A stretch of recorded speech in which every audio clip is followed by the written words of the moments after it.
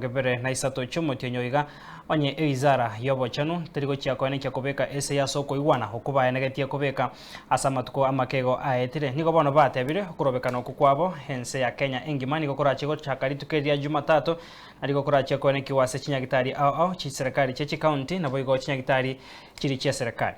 But to our surprise, after completing this negotiation with the Minister of Health for the last 3 months, the Minister for Health, that is Honorable Duale, has not been able to be available to be able to put out to append his signature on the same document. So the matter that is making us to be able to delay is just the absence of the signature of Waziri.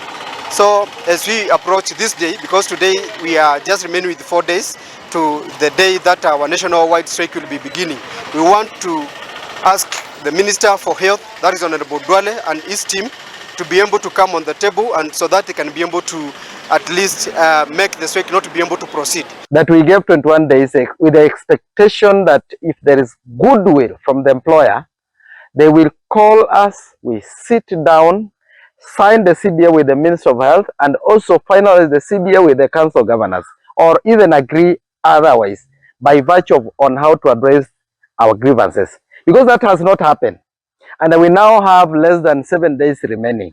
We must make it very clear that on 23rd at night, Mugomo itaanza. We will start a national strike that will affect all county government hospital and all national referral hospitals. Comrades, power! Power! Solidarity! Forever! Solidarity! Forever! Viva Matabibu, viva! Viva! Viva Matabibu, viva! Viva!